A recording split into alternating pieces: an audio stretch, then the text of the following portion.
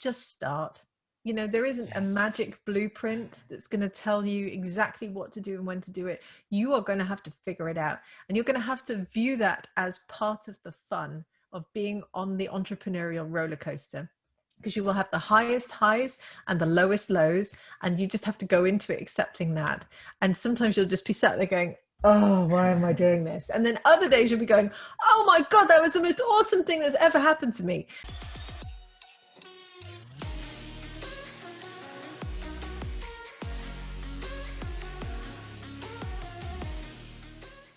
Welcome back to the Max Out Show, where today I'm joined by Lorraine Dallmeier, CEO of the award-winning and multi-million pound school Formula Botanica, which teaches students from around the world how to create organic beauty products. We'll take a deep dive today into money, dreams, and what it really takes to build the business that you've always dreamed of. So Lorraine, welcome to the show.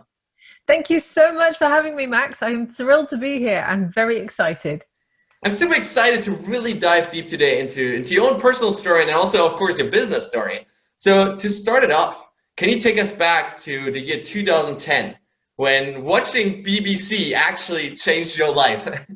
Yes, I was on maternity leave at that time with my first son. So this is 11 years ago now. And thankfully, you know, he sleeps at night. He doesn't need me there all the time anymore. But at that time, he was obviously a tiny baby and I was stuck on the sofa and I was breastfeeding him all the time. And I was watching the BBC's Apprentice. I'm a huge fan, I should add.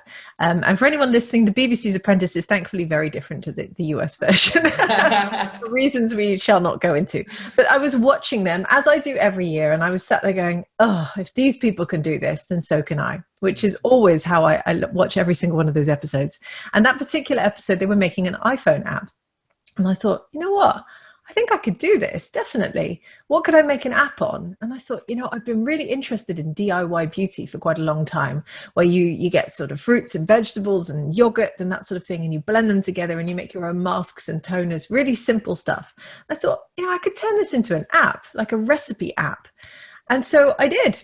And sleep deprived out of my mind. Maybe if I'd been in my day job at that point, I would have gone, yeah, that's not such a good idea. But because I was slightly crazed at that point, I went, let's do this. So with my baby in tow, I hired a development team and I went for it. And a year later, the app was ready and it launched and it started to gain traction. You know, I had some big publications write about me. I had like a full page spread done on me in Women and Home magazine with my app and my babies. And yeah, it was really cool. And I thought, okay, we're onto something here. So then I thought, well, what's the next step? And so I decided I wanted to learn how to make my own actual professional beauty products and create my own line. But I didn't know how. I have a biology degree. I have a science background. I'd worked as an environmental scientist for 12 years by that point. But I didn't know how. So I took a small online course, loved it, got on really well with it, and decided I was going to start my own beauty brand. At that point, I was pregnant again with my second son, who is now almost 8. And at that point, I realized, you know what, our house is tiny. I've got no space for this. This is going to be a really hard thing to do. But I was already blogging about natural beauty ingredients. I had a following, you know, I was getting 20, 30,000 readers a month already on my website. It was, you know, it was gaining traction. And at that point, I had the opportunity to buy the school I trained with. So I did. And the rest, I suppose, is history, although I know we'll be talking about that more in the rest of the episode. Yeah, that is history for sure. And I absolutely love that story of really sitting on the couch and I guess being in this really challenging situation at the moment with your kid in your arm, probably crying and stuff. So I'm super curious, like in that moment, you know, because a lot of people are in a similar situation, right? A lot of people are maybe have their first child or have sort of life going on and they watch The Apprentice and they watch other people do amazing stuff and they're like, well, this would be cool, but they kind of stay at that. They don't actually take it one step further and are like, well, I'm actually going to hire a team now that then makes that happen. So what was it in you that sort of gave you maybe the confidence, but also this intense drive then to actually do something with this idea? That's a good question. For me, it was very much about the fact that I didn't want to work for other people anymore. And being on maternity leave, and here in the UK, you get a year maternity leave whenever you have a child, which is awesome because I know most countries don't offer that much leave. I sat there and I thought, I have the headspace, despite the fact that, you know, I'm exhausted, constantly feeding, but I had the headspace to think, this is my ticket out of this day job. And for years, I had great jobs. You know, I'd worked around the world. I'd had big salaries, lots of responsibility. But I just kept hitting that glass ceiling with people sort of going, you're too young. You're too inexperienced. You're too scary. You're too intimidating. You know, you're too outspoken. And that started to really grind me down after a while because, of course, and I don't want to get too much into this at the moment, but women in the workplace are often treated that way as well, where, you know, a guy might be told, you know, you're a go-getter, you're confident, and a woman's like, you're too scary and intimidating, you need to tone it down. And I had that for many years because I worked in very male-dominated environments. And I just thought, this is my opportunity out of here. And that drove me. That drove me more than anything has ever driven me before. And I've worked extremely hard in all my jobs, which is why I've done so well at them. But this took it to a whole new level. Wow, so it sounds like you're really sort of trying to escape this system that was really keeping you stuck, had that glass ceiling on top, and really trying to build that own thing. Because then the free market, you can do whatever you want, right? When you start your own business. Exactly. And I tell you what, when I went back from maternity leave the second time, I said to my bosses the whole way through, don't forget me. You've got to have something for me to do when I come back. I knew what they were like. I'd had this the first maternity leave as well. I just kept repeating it like a mantra. Yeah. And when I came back, they were like, okay, we got you something. But the second time I came back and they had nothing for me to do. And I'd gone from, 12 years experience, great responsibility, worked and traveled all around the world. I'd lived in Russia and the States and Australia, lots of high powered jobs, to the point that they stuck me in the attic with nothing to do. Oh, and I sat there and every week I'd be like, please give me some work. I'm not the sort of person who just sits there doing nothing and happily takes home a salary. That's not how I roll. And I kept going, give me some work, give me some work. And they were like, we're sorry, we just don't have anything. And it wasn't an intentional thing. It was just a complete lack of organization. And at that point, I already had bought the school and I knew now I have to really turn this into something. So yeah, that was the big trigger for me. Wow, I love that. Especially this idea that just sitting around, getting by is not enough to truly fulfill us, right? Even if you have all the money in the world, right, and you're comfortable, if you don't actually chase something that excites you, that gets you out of bed in the morning, where today's gonna be a fun day, that nags on your soul, right? You have to have purpose. And it always surprises me when I see people who are happy to sit there and do nothing and get paid for it. And I saw that a lot in my corporate jobs. But I am not that person, and I want to have impact. I want to have purpose. I want to give back in some way. And this was my opportunity to do so. And so I quit my job within 4 months. They were really surprised. No one saw it coming. And they were like, well, are you going to a competitor? And I went, nope. I'm going to teach people online how to make their own beauty products. And they were like, what now? What? And I went, yeah, I have an app. Here it is. It was a total out of left field. And so I left and I threw myself into it. And I had spent many, many months studying digital marketing techniques online. I had a rough idea of what I was going to do.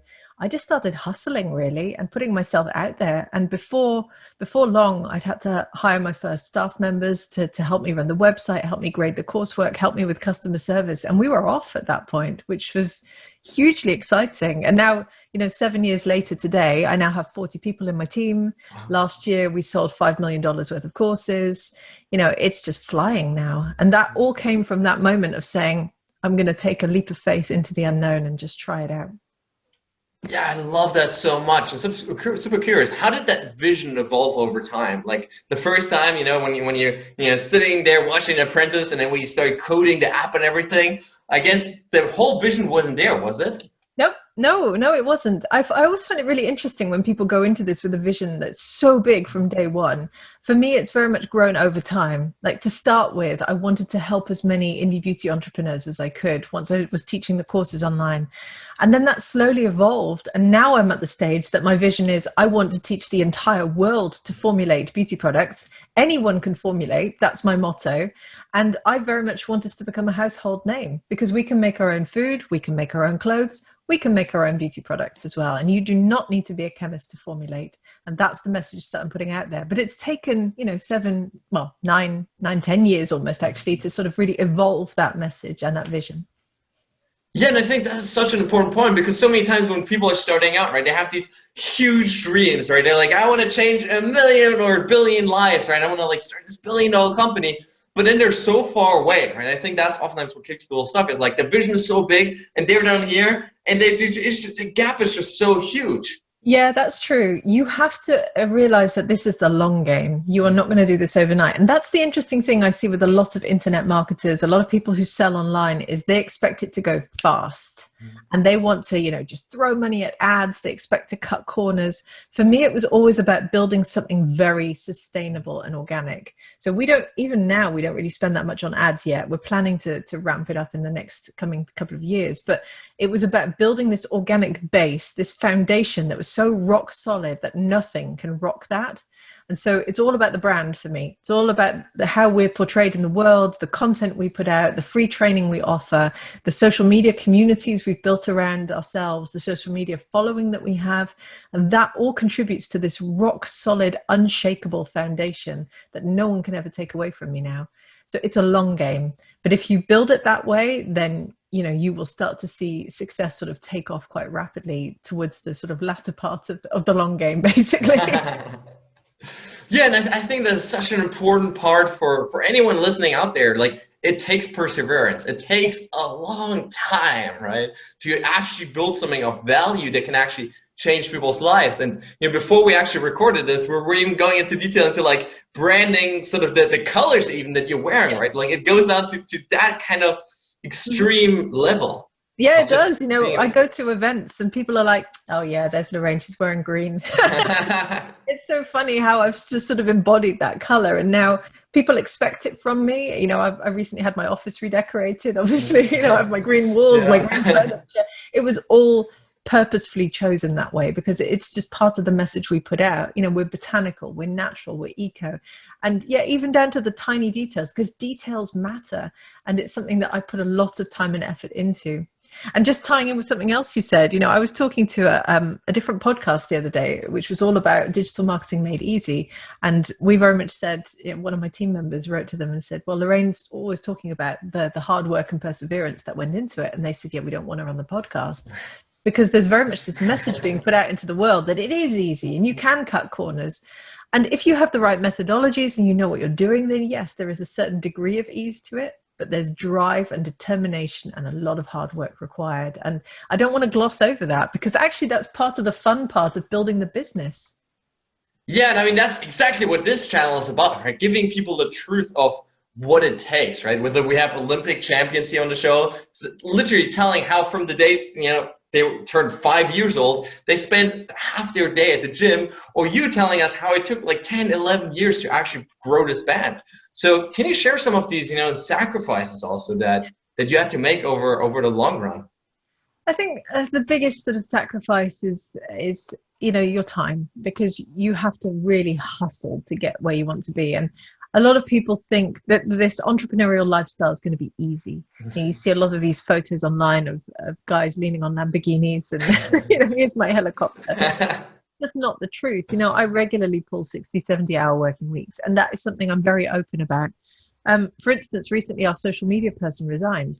Someone has to plug the gap. That someone's going to be me for now. I'm okay with that because I know it. I know the systems. I will create more systems until we can hire someone, but it is hard. So you sacrifice a lot of time and sort of sanity along the way as well. But it's all part of the bigger picture. And this is why you have to have that drive and determination and something that keeps you going. Like when you get a message at 4 a.m. that says your website's been hacked, you need to be out of bed, sat there fixing it until it's fixed. There's just there's no discussion or debate about it. You will do that. But what gets you out of bed at 4 a.m? What is it that really drives you to sort of go, oh, okay, I'll go and fix this? That you have to find that drive and determination inside of you. And that is the most important thing. 100%. And so the important part here really is taking responsibility, right? When you have your own business, you're in charge of your own thing, your own life even, like for anyone even outside of business, you're in control and you're in charge and you're responsible for what's going on, right? So if your website gets hacked, you can't just sit there and like, in 2 hours, maybe I feel like getting out. No, you're gonna get onto that, right? The buck stops with you. And it's not something that's ever scared me, but I know it terrifies a lot of other people because they don't want that level of responsibility. My parents started their own business when I was 8 years old. I used to live in the Netherlands and, they started their own company. I say we, I felt like it was part of the family.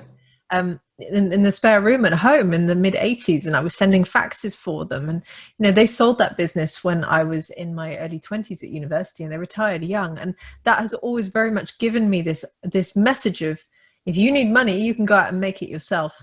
And that is a very empowering message to be given by your parents. And I hope to pass that on to my children as well, because we all have it in us to do it. Yeah, that's amazing. I think you're such a great example, of showing that you can even combine all of these things, right? Like you can have 2 kids and raise them well, and at the same time have a super successful business and work like 60, 70 hours a week. I really think the reality is we have so much time at our fingertips, and most people let it literally like just glide through with social media and Netflix and wasting time on things that don't actually matter, whereas you really deliberately focus on the stuff that matters, right? Yeah, I want it to be a success. I'm now so driven that nothing's going to stop me. And that has to be every day in your business. Obviously, occasionally you'll have down days, but something has to just keep you going. And you have to find whatever that is inside of you. And for me, it's very much about being told all those years, you're too young, you're too inexperienced. And I was like, right, I'm going to prove them wrong. And that's very much still that little voice inside. I talk about that quite openly and honestly, and I don't think it will ever really disappear, because when you're told that a lot of the time, particularly at the start of your career, then that, it has an effect on you. And I was very fortunate that I had a couple of mentors along the way who really championed me, but there were so many people who also just, in the corporate world in particularly, just wanted to stand in your way. And that's not a healthy way for anyone to start their career. But now, of course, I've taken that step out of that and said, you know what? If you're not going to give me those opportunities, I will create them for myself. And I have. I love this so much, because all of us, we have this certain dark side to us, right? We have these traumas, the pain from the past. And the choice that you made was really not to let it erode you, but rather to use it proactively in the pursuit of something beautiful. Yeah. And that's where most people get it wrong, right? They face the same problems, right? The glass ceiling, someone that doesn't like them, right? They get fired from their job, whatever it is. And then they stay in that angry place instead of just doing something with that and using it for something more positive. I've watched so many people crumble over the years in the face of adversity, and any kind of adversity. And it's sad to see, because I know that if they just pick themselves up and keep going, a lot of these things that happen really are just a drop in the ocean. And you can build something so positive that has such amazing impact. I know you can see it here on the video. I've got all these graduate products stood behind me. These are people who have studied with us and have created their own businesses. We've had 12,500 people go through our courses in 175 countries. They've started thousands of indie beauty brands, and they are creating a business that's bigger than themselves. So it's this ripple effect all throughout the world. And the impact that my team and I are having with what we do is huge and life-changing. And all these people come to us and go, "You've changed my life." And if I'd let those little voices and those naysayers stop me, then that would never have happened. You just have to bat it away and keep going. I love how you literally get like the fruits of your labor and put them like right where you work. So that every day you can see literally like, hey, that person, all of these lives have been changed because I get up so early and because I stay so late.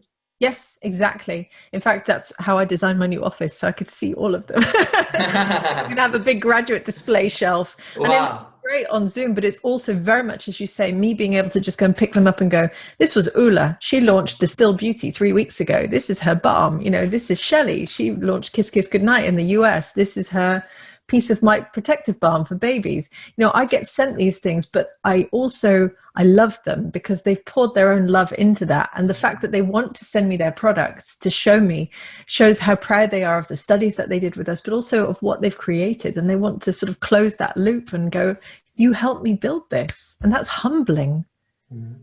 100%. So it sounds like this constant remembering what you're actually doing this for, going back to why you actually need to get up out of the bed is really one of those key drivers for you. Are there any other habits that really served you well and really staying focused and making progress long term? I don't have particular recurring habits. I don't do the morning routine. I like my sleep. I didn't sleep for many years thanks to my children. But for me, I don't procrastinate. I just don't. I never really have, because I'm so determined to finish what I'm doing. I'm also a bit of a perfectionist, which probably doesn't help in that respect, but it means I don't sit here and sort of stare at websites or do something I shouldn't be doing. I just get on with my to-do list. So I'd say that is probably my biggest habit, if you can call it that. Procrastination doesn't really feature in my life. Yeah, that is huge. I think the amount of time that we just waste, even when we're pretending to work, quote unquote, but actually sitting there for most people is just gigantic. And if you can put actually 60 hours of real work into it, then there's so much stuff that you can get done. So that's amazing. Yes. Yeah, exactly. And it's something I enjoy doing as well. And, even in my downtime, I'll be sat there going, okay, well, I have no meetings at the moment. No one's asking me any questions. I could do this. I could do this. And that's when the creativity sort of comes out as well, which is great fun.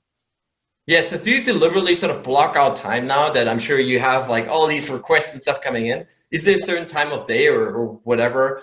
I block out whole days, actually. There are whole days of the week blocked. But I have to dedicate those often to my staff as well. So, this week I've had, I think, already about 25 meetings. It's been absolutely insane. And it's only Thursday morning. I have whole days that I block out now. So no one can book in with me. And I can just say, right, today I'm going to spend some time with my team, or I'm going to spend some time building this, etc. How do you think about that whole sort of envisioning process for the future?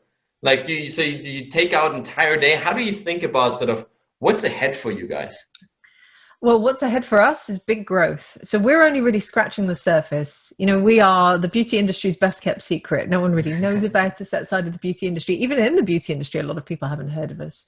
And I find that really interesting. So from my perspective, I want us to really start to get the brand out there and really show people that literally anyone can formulate. You can make your own balms and butters and lotions and shampoos and conditioners. Anyone can do this. And we want to teach people how. So I've got a lot of plans. I've hired 25 more staff in the last year. We grew by 85% during the pandemic, during the first lockdown. Wow. So now the plan is to really go for it. I've even got a chief growth officer on board, and we plan to grow by 150% in the next 2 years.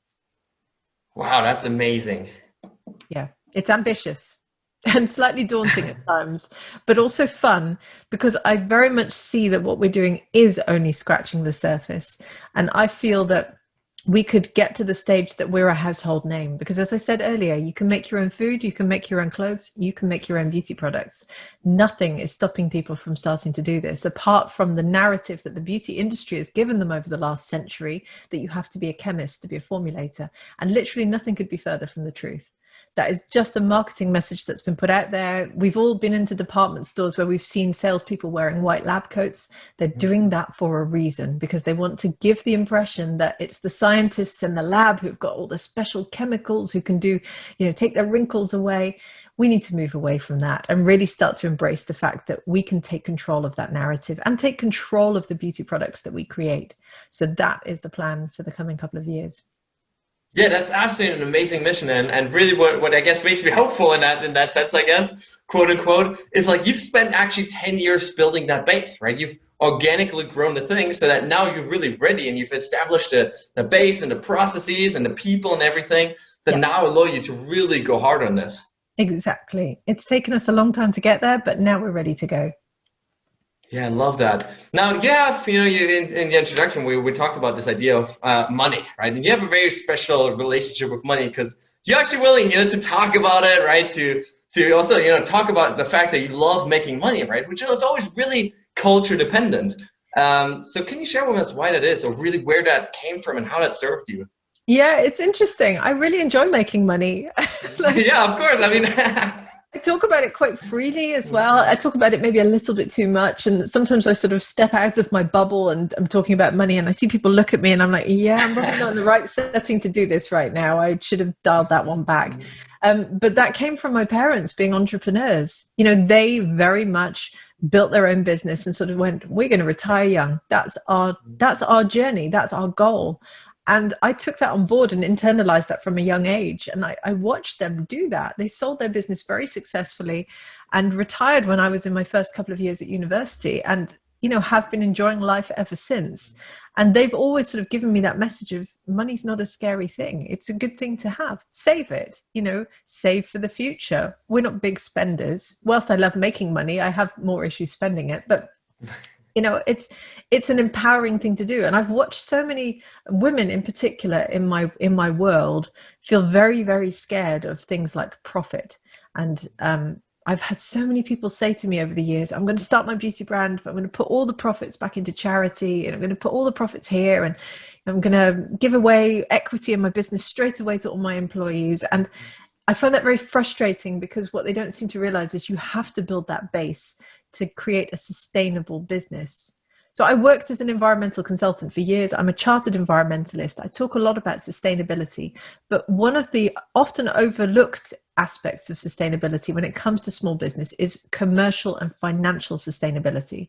Because if you're not in business in 3 years' time, your business will not exist and you're not sustainable. So giving away all your profits, or being terrified of making money, or being terrified to put a price on what you're creating, will not see your business succeed long term. And that's why I enjoy talking about it, because I want people to understand that making money is not a scary or a bad or a dirty thing.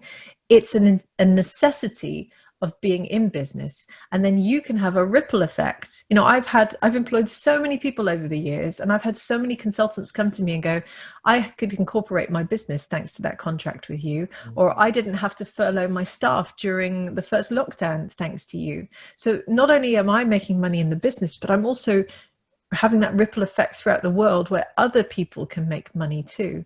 And that is a very, very empowering thing to do. So yeah, I love talking about money, as you can tell. Yeah, I mean, absolutely. That is such a vital key, right? Because only when we take care of ourselves can we also begin to take care of other people, right? Only when we actually make our business sustainable can we then make sure that, you know, we have money to just give away to friends or to family or to random strangers that are struggling during these times. Exactly. And if we don't have that, then we also we're limited in how we can actually impact other people also. Yep. Yeah, very true. I mean, we are the biggest corporate donor, for instance, to Plant Life International. I can do that now. That's awesome. And every year I phone them up and I go, hey, we grew more, so we're going to up our donation. And they're like, you know, we can help that. We can help them. And we're also donating to Tree Sisters, this amazing organization who plants all these trees in tropical areas around the world and empower women.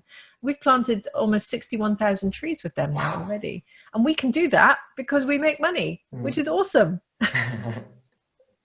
Yeah, I mean, that is such an important point. And there's all these limiting beliefs, right? When people are starting out, where like, you're not trying to sell yourself, right? You're trying to just never one up the other person, right? And so you play yourself so friggin' small, which then in the end also takes away from everybody else around you without you even being aware of it. Yeah. So that's why I love what you're saying here. Yeah, totally agree. Yeah, now what advice do you have for people, you know, maybe in similar shoes as you were, you know, in 2010, you're thinking about, you know, starting your own business, they don't really know where to go, how to get started. What do you tell people like that on how to really create something long term? The first thing you need to do is to think about what it is you're going to sell. Whatever product or service that is, it has to change someone's life somehow. It took me a long time to fully understand this because, of course, as I said in the beginning, you know, the vision wasn't fully there, wasn't fully formed. But I now realize that part of our success is because we change lives. And we change them in a very, very big way, which obviously then, you know, has that massive ripple effect. And every single product and service that is going to be a success has to have that similar life-changing component to it. And that can be tiny. It doesn't matter how big or small it is. But as long as it's there, people will come back and buy from you again. And they will be part of your world, your brand, your orbit. So that's the first thing. The second thing is just start. You know, there isn't a magic blueprint that's going to tell you exactly what to do and when to do it. You are going to have to figure it out. And you're going to have to view that as part of the fun of being on the entrepreneurial roller coaster, because you will have the highest highs and the lowest lows. And you just have to go into it accepting that. And sometimes you'll just be sat there going, oh, why am I doing this? And then other days you'll be going, oh my God, that was the most awesome thing that's ever happened to me. You know, you're just sort of pinging between the two all the time. So those are the two things I would recommend to everyone. Make sure you have a life-changing product and just start. Yes, that especially the second key is so important, because this is really what stops people, right? It's like they're starting out, right? They have this idea, right? They maybe have a life-changing, world-changing idea, but they just don't know how to get it going, right? They don't know, they're like so far away from where they want to be, and they're like, I don't have the right tools. I don't already have the right technology, the right training, the right, education, whatever it is. And so they stop and limit themselves instead of like you just jumping in and sort of learning on the go. Exactly. And you'll wear every hat, every single hat. You will be the head of HR, the head of finance, the head of product development, the head of IT, the head of marketing, the head of social media. You just have to accept that you're going to have to learn it all. And then over time, there will be elements, there'll be hats that you can take off. Like I took off the hats to do my own tax returns straight away. I once did my own tax return. I cried the whole way through it and I went, I'm never doing that again. And then I said, right, that's the first thing I'm outsourcing. And that felt liberating. And it was just a small hat, but every day I'm so glad I don't wear that hat anymore. And, then I took off the IT management hat because I couldn't handle the website and everything else. And then I took off a grading hat and I took off a customer support hat. And, even now I'm still wearing like 10 hats, but I don't have 50 on anymore. And that is quite a good feeling. I totally understand. I think for any entrepreneur listening to this, the sooner you can sort of get help and get rid of some of these hats, especially if they're, not actually super crucial to your business and they can be outsourced to someone else, the more time and also the more life you get back. Yeah. And there will be ones that are crucial to your business, exactly as you say. And that's the interesting thing I see as well. People often want to outsource those as well if they think that they don't have sufficient knowledge or experience of them, or maybe they're not good at them.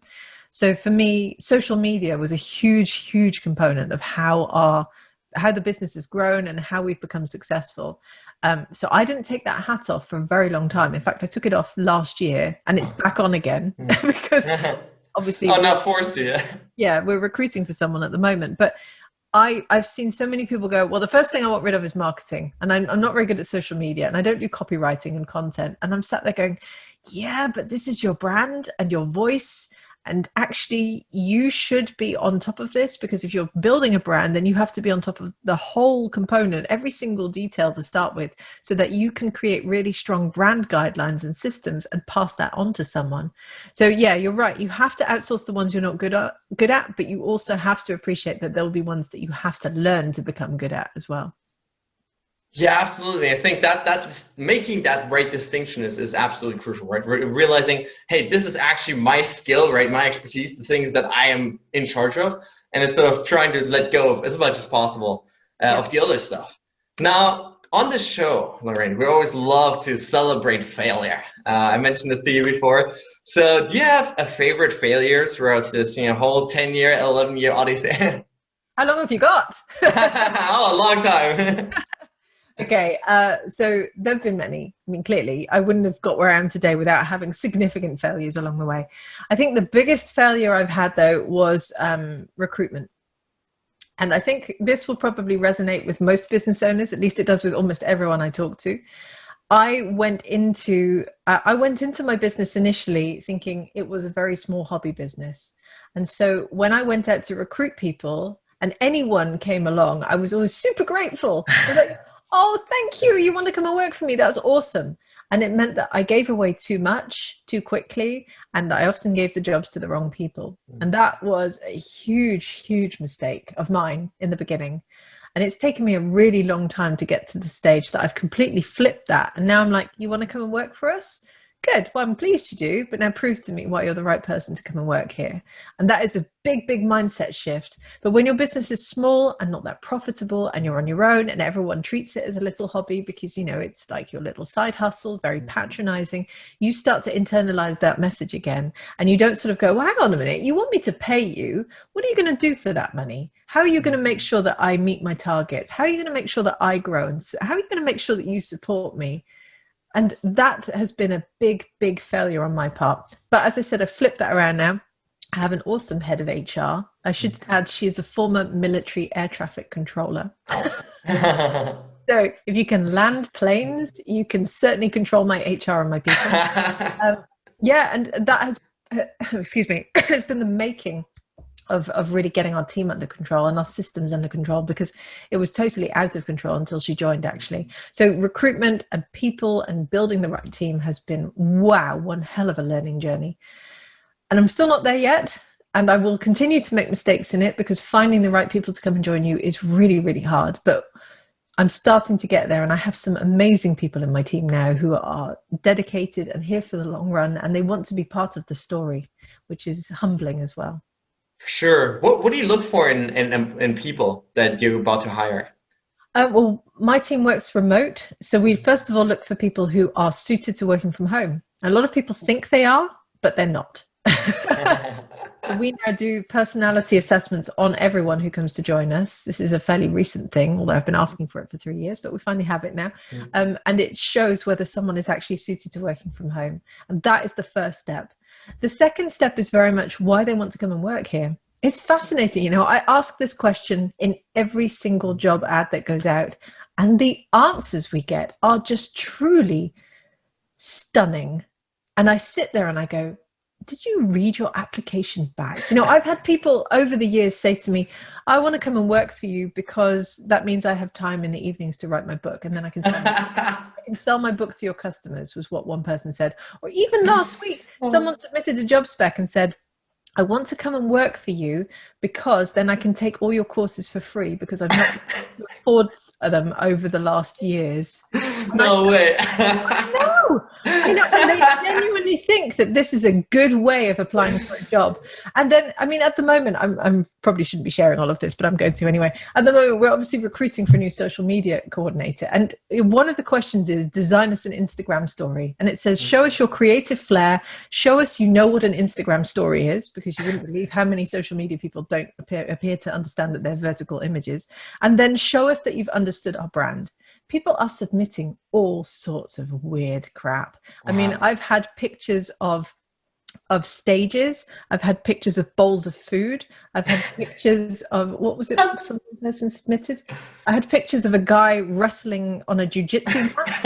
And I'm sat there going, well, hang on a minute. We've told you. Yeah, that's... This, you have to do something for our brand. It even says this is the first component of your application we'll look at, bring your A game. And I honestly believe that people don't read anything anymore. So for me, we test people extensively, and that's only round one. And then they're going to have to, you know, write copy for us. They're going to have to jump through several hoops. There'll be multiple interviews. There'll be personality assessments. So no longer do we hire the wrong people, basically, is what I'm saying. Yeah, I mean, that's an incredible story. And for everyone listening to this that maybe wants to actually be employed in a company like this, I think the higher the bar is, actually the better for you. Because there's so many people, like the vast majority of people simply isn't willing to actually read through what they're supposed to do, right? They don't even think about sending the right kind of picture. And so you can get rid of pretty much 90% of people probably, and you're only competing against a tiny proportion of what would usually be it in an easy application. And so this is actually a huge advantage. Absolutely. I mean, in the beginning, we didn't have that. It wasn't until I put that process in place that we started to do that, because before that, we were wasting hours and hours on interviews. And now we just go, okay, 95% of them out. You 3 people here.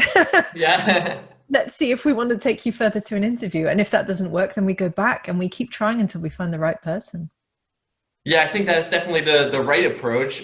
Really looking for the right people that are actually able to build your business and help you with that, rather than actually taking all your time and your energy away from it. Absolutely. Yeah. Now, do you have a favorite mantra or quote that you sort of live by? I don't actually. It's an interesting question. I just keep going. I guess maybe like the Finding Nemo one, you know, just keep swimming. Ultimately, that's all you can do. And I know a lot of people feel that there should be, like I said earlier, a blueprint to follow, but there isn't. You just make that blueprint yourself as you move along your path, and everyone's is different. Yeah, I mean, that's really the central idea here that was becoming very apparent to me, that there are no secrets, right? There's no magic blueprint or blue pill that's suddenly going to change your life. Like, you actually just have to sit down and engage with that stuff and learn by doing and by trying things out and figuring out. And I think that is such an empowering message, because it means that even if right now you're not yet capable of achieving it, you can be in the future. Yeah, everyone has it in them. You just have to tap into yourself and find that entrepreneurial spirit and drive. You have to want it, and you have to just keep going, keep swimming, like Nemo said. Keep swimming, always keep swimming. Yeah. Now, Lorraine, if you could give our listeners just one challenge or one action step to take away and start applying today, what would be that one thing?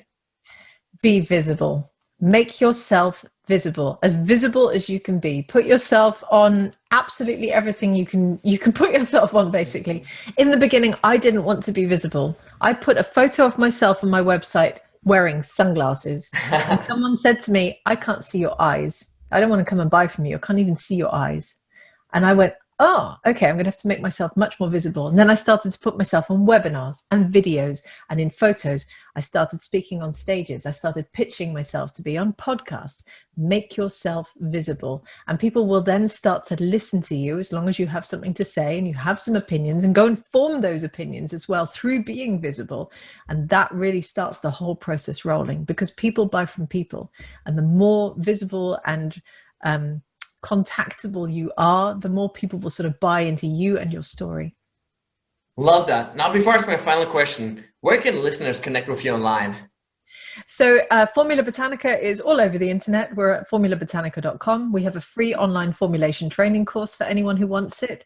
We're at Formula Botanica on every single platform, but you can also come and follow me at Lorraine Dallmeier. I'm most active on Instagram and on Facebook and on Clubhouse now as well, actually. So would love to connect with anyone there. Awesome. Now, what does it mean for you to max out your life? Wow, that's a big I think to max out my life, I want to give it my all. I want to create something that's bigger than myself. I want to have an impact. I want to show people that I've got it in me to build something spectacular. So that's what I do every single day. Absolutely love that, Lorraine. Thank you so much. Thank you for having me, Max. All right, guys, that's it for today. I really hope you enjoyed this episode. I hope you gained some valuable ideas, tips, tools, tricks, mindsets, belief systems that'll hopefully inspire you to take your life to the next level. At the end of the day, guys, it's all about application. The only thing that's going to set you apart tomorrow from where you are today is how much action you take with those ideas that you gained. And so I really want to challenge you at this point to, not just listen to this passively, to not just consume this, passively, just thinking about other things, but to really take those lessons, take those ideas that you just gained and start applying them to your lives, to really start taking action and sprinting towards those goals and those dreams that you have in your life. Now, guys, at this point, I want to ask you for a huge favor. If you enjoyed this episode, please consider heading over to iTunes and leaving a review, as that helps me really grow the show and reach more people, impact even more people around the world. If you have a family member, a friend, a loved one maybe that you think could benefit from this content, please consider, sharing it with them, forwarding to them, as that helps us really build a community of like-minded people that are all about maxing out their lives. Now, guys, with that being said, thanks so much for tuning in today. I really, really appreciate it. Stay strong and see you tomorrow.